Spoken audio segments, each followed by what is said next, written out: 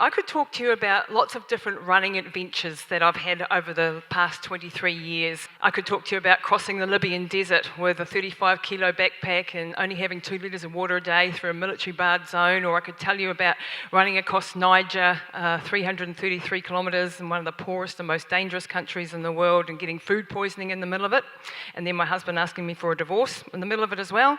Or I could tell you about running across the Himalayas, 222 kilometres, and doing over the 2 highest passes in the world, and getting a concussion before I went, and spraining my ankle, and dealing with altitude and all the dramas that were entailed with that. But actually, I wanted to share another story today, nothing to do with running. But the reason I want to share this story in particular is because it applies everything that I have managed to learn through my extreme running adventures all around the world, the successes and failures that I've had. It applies everything that I've learned from that to a real-world situation. Things like overcoming obstacles, pushing beyond what you can imagine is possible physically and mentally, understanding what we are capable of. It's about not letting fear control your life, taking on massive challenges, and as Jake said, living your life now, because you never know when you won't have any more tomorrows. 15 months ago, my mum, who's been the rock of my life and one of my biggest supporters with my running and throughout my whole life, she's just been an absolute wonderful supporter. And 15 months ago, she had an aneurysm, which is a bleed in the brain, and a stroke at the same time. And she was left fighting for her life. Now, when this happened out of the blue, overnight. We got the phone call, Mum's in hospital, and we all rushed up there. And this was the worst experience of my life. For 3 months, she was in and out of a coma and in dire straits. And I learned early on in this crisis that we face, I had to take control of the situation as best I could in the only way that I knew how. Now, I have 2 younger brothers who were absolutely devastated and didn't know what to do in this situation, and I had a dad who's been married to my mum for 53 years, and she's the love of his life, and he was completely in bits. So I knew that it was up to me to be the one in the family, to be the leader, to pull everyone together, to give them jobs, and to take this head on, to take this challenge and do what we possibly could to make it right. After a good long period of time in ICU, she started to come around, and she came out of it, but she was left with virtually very little higher functioning. She couldn't speak more than a couple of words.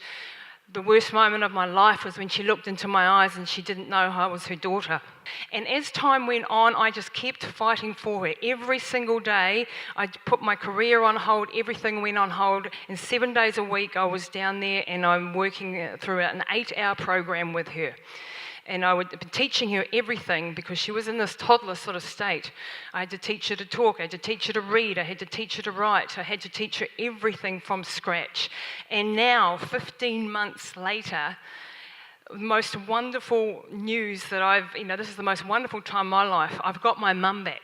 I have her back, despite all the odds. When they said that she would never come back, she would never do this, she would never do that. And we didn't believe it, and we didn't let no be the answer. And that's the message that I want to bring across today.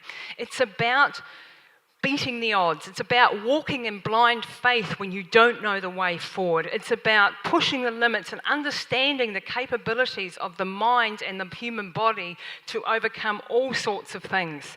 And to have faith and to have courage, and to encourage people out there who are going through similar situations. You know, this can happen to any of us at any stage. And all these lessons that I've learnt from my ultramarathon running, they weren't a waste of time, because I knew the capabilities of the body and the mind to overcome things that other people didn't really conceive as being possible. And 15 months later, my mum is now reading, writing, walking, talking. She has a little bit of balance issues. She's very wobbly on her feet, but we're working on that every single day. And it's just a wonderful, wonderful journey having her back.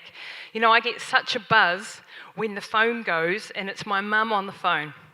And she's talking to me the simplest little things. Yeah, I could talk about running and I could talk about this crazy adventure and failing here and succeeding here, but it's about believing in yourself, whatever it is that you have as a challenge for you, whether it's a health challenge, whether it's a career challenge, whether you're studying, whatever it is. Remember, this life is short and we only have one shot at it. And you have to believe in yourself, you have to back yourself when everybody is telling you it won't happen, you won't be able to do it. They aren't always right, and sometimes you can beat the odds. Thank you very much for listening to me today. Cheers.